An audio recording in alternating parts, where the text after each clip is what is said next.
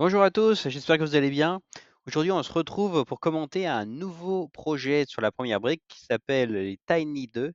Je sais pas trop comment le prononcer, les Tiny, les Tiny. Bref, on dirait un film. Donc le volet 2 est sorti. Donc comme d'habitude, je vous propose de regarder, de voir tranquillement cette plaquette et puis on va voir au final selon les critères de sélection. Alors bien sûr, je vais commenter selon mes critères de sélection, ça ne veut pas dire que ce sont les meilleurs. Donc bien sûr, je vous invite à commenter cette vidéo pour échanger.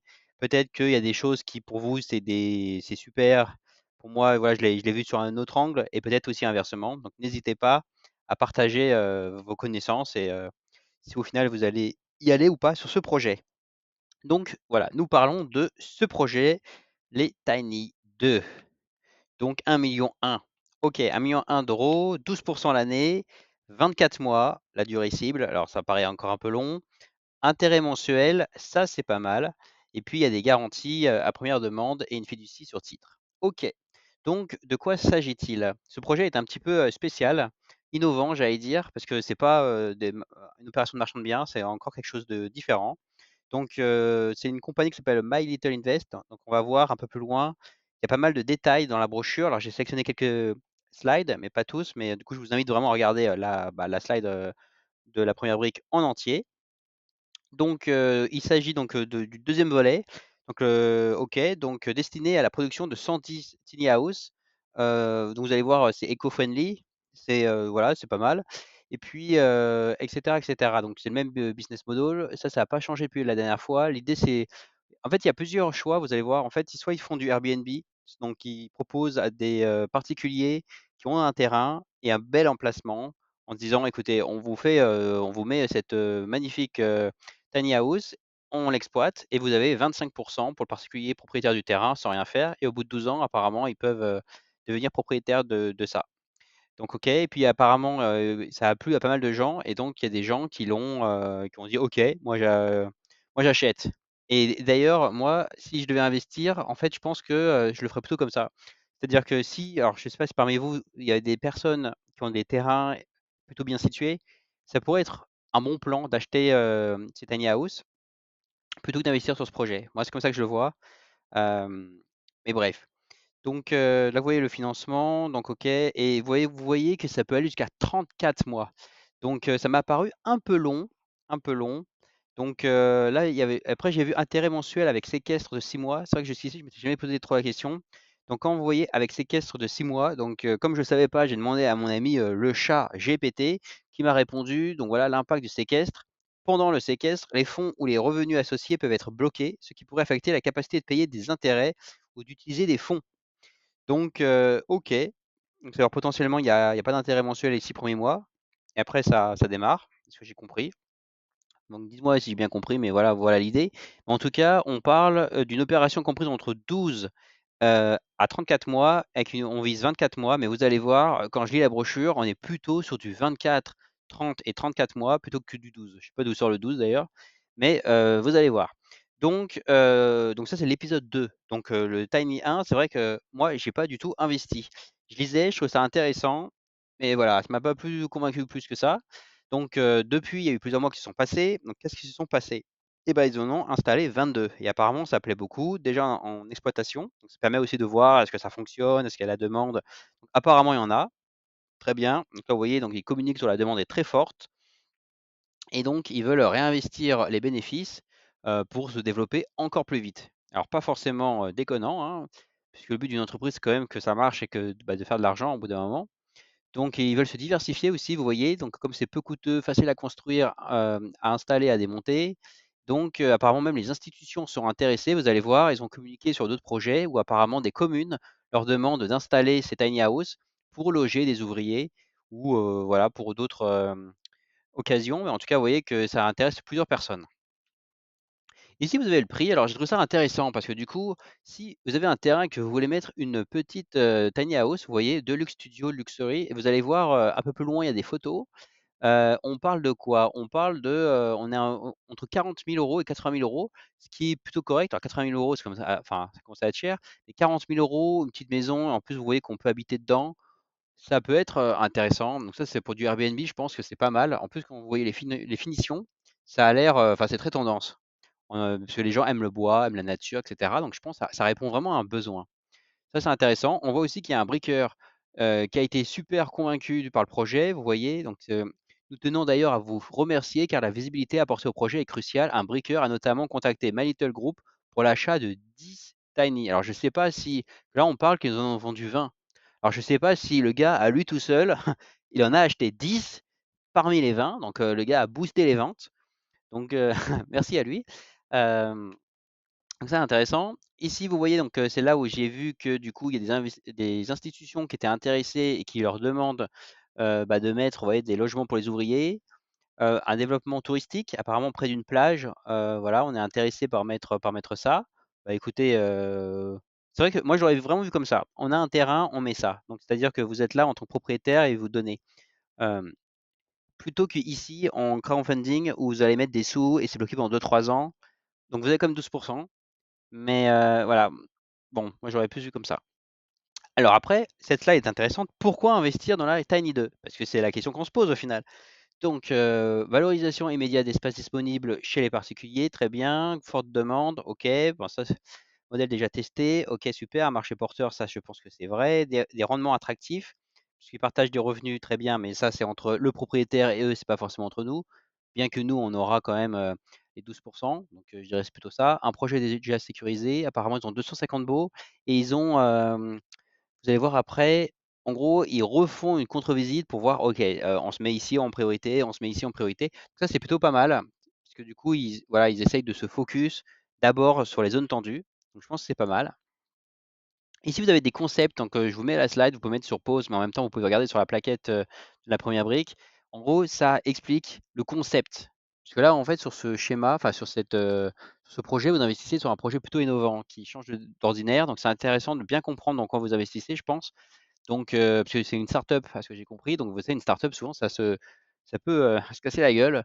Donc, voilà, c'est toujours intéressant de regarder le concept et si ça vous parle, si vous êtes convaincu, vous pouvez les aider. C'est comme ça que je vois. Donc là, vous avez une synthèse, donc, quels sont les points forts? Donc il y a pas mal de points forts. On les a déjà, on en a déjà discuté. Points faibles, qu'est-ce qu'ils nous disent? Pas de propriété foncière, très bien, mais en même temps, le système est différent.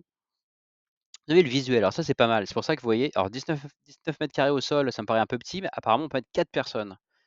Donc c'est intéressant pour une chambre, une pièce à vivre. OK, donc j'imagine, 2 dans la chambre et puis 2 dans la pièce à vivre, c'est comme ça qu'on le voit. Je pense pas qu'on en mette dehors, mais en tout cas, ouais, ça, OK. Donc peut-être pour un couple avec un enfant, je pense, ou 2 enfants. Les visuels du projet, vous voyez, ça apparemment, avec la version 2, ils ont fait la Tiny version 2 et vous voyez que selon les photos, c'est plutôt pas mal, hein. C'est plutôt, ça je pense qu'effectivement c'est ce qui plaît maintenant. Un peu de bois, un peu, donc là c'est très lumineux, ils ont allumé les lumières partout. On le voit sur la photo, mais en tout cas, ça a l'air cosy. Donc ça, j'allais dire, je valide. Le remboursement du projet. Alors c'est intéressant, comment vont-ils nous rembourser? Donc vous voyez, c'est là où on nous parle de, en fait, ils vont chercher en fait, il y a plan A, plan B, donc on va voir plus tard. Plan A, c'est ils vont se refaire financer par une banque dans un délai de 24 mois. Donc c'est quand même là, on parle de 2 ans. OK. Une fois l'ensemble des tiny house, en exploitation depuis au moins 1 an. C'est pour ça que quand ils disaient dans la brochure entre 12 et 34, à mon avis, c'est plutôt, ouais, autour 24, parce qu'en fait, il faut d'abord que ça marche, que ça soit installé, qu'une banque dise OK. Donc vous voyez, ça va prendre du temps. OK, donc ce refinancement est important pour réduire les frais financiers et ça, ouais, j'insiste bien. C'est vrai que j'ai pas mis un petit rouge, mais en fait, parce que quand, la première enfin, quand on nous demande de l'argent, j'allais dire à la première brique, donc c'est que nous on a 12, mais il faut la première brique aussi prenne une petite part, bien sûr. Donc vous voyez, au total, si vous êtes porteur du projet, je ne sais pas combien ça vous coûte vraiment, ça vous coûte pas de l'argent à 12, ça vous coûte peut-être à 15 ou peut-être à 20. Donc c'est super élevé comme taux d'intérêt. Donc c'est pour ça que ça aide parce que généralement la première brique, nous on est là pour aider quand en gros les banques suivent pas. Donc là d'ailleurs c'est là, hein, c'est donc apparemment à mon avis ils ont dû voir la banque a dit: «Bon peut-être non». Nous on aide pour que voilà, ils se développent. Puis après derrière ils vont revoir la banque en disant: «Vous voyez ça marche les gars». Donc OK, mais ça, c'est super important parce que, vous voyez, après, pour préserver la capacité de réinvestissement du groupe. Parce que si à un moment donné, les taux sont enfin, le remboursement de l'emprunt là est trop élevé, en fait, au bout d'un moment, vous allez, enfin, l'argent qu'ils vont gagner, ils vont nous le donner, ça va payer vraiment beaucoup d'intérêts, mais finalement, ça va réduire la cadence de développement. Donc, il y a peut-être un risque ici. Enfin, en tout cas, pour eux, ça, je pense, c'est vraiment. Mais à mon avis, ça, ils l'ont très bien en tête. Après, vous voyez, le calendrier de remboursement est structuré de la manière suivante. Alors, ça, c'est intéressant parce que. Alors, je suis désolé, c'est en fin de journée et j'ai pas trop compris un truc. Vous allez voir un peu plus tard parce que j'ai l'impression qu'il y a deux slides qui se contredisent. Donc, retenez bien. Là, ils nous disent quoi? 24 mois, 20% du capital. OK. 30 mois, 30% du capital. Donc, ça veut dire que là, vous voyez, il nous reste toujours 70% du capital à rembourser à 34 mois. C'est ça, hein, on est bon dans les maths là. 24 mois à 20%, donc ça veut dire que là, la première année, vous allez avoir pas mal d'intérêts mensuels, mais que dalle du capital. La deuxième année, que dalle du capital, potentiellement, mais potentiellement à la fin des 2 ans, vous avez 20%. À 30 mois, vous avez 30%, donc c'est pas encore énorme. Vous avez encore pas récupéré vos petits. Et puis, au bout de 34 mois, apparemment, on a la totalité. OK. Donc, OK. Alors, on va voir après là où ça se contredit. Donc là, le plan A. Plan A, c'est on redemande à la banque de refinancer. Là, vous voyez que ça marche plutôt bien. Vous voyez la courbe, hein, la courbe, elle monte bien. C'est un peu exponentiel. Donc ça, c'est très bien. Et vous voyez que ça, c'est sans refinancement en 2027, donc dans 2 ans. Donc là, on voit que bah, du coup, c'est un peu plus flat. Vous voyez, avant, on était plutôt autour de 220 tiny house installés. Maintenant, on est autour de 160. Donc voilà l'impact. OK. Et là, c'est là que j'ai pas compris. Ou alors je suis trop fatigué. Le planning de remboursement du capital est le suivant: 20% du capital à 24 mois, 30% du capital à 30 mois, donc ça on a vu, et 50% du capital à l'échéance maximale. Hem, voilà. Dites-moi en commentaire, si vous avez, percuté. Un coup, il y a le solde total, ici c'est 50% à l'échéance maximale, donc je sais pas, ouais, j'ai dû rater un truc. OK, ici donc là, bon là, OK. Là, je vous ai mis ça, mais pour compléter la slide d'avant, mais au final, c'est à peu près la même chose. Ah ouais, ici, là, c'est par rapport à leurs calculs que là, vous voyez, il y a des beaux schémas, des beaux graphes, etc. Mais en fait, ce qui est intéressant, c'est de voir quelles sont les hypothèses qu'ils ont retenues pour pouvoir faire ces graphes. Donc là, on voit un décalage de 6 mois sur l'exploitation. OK.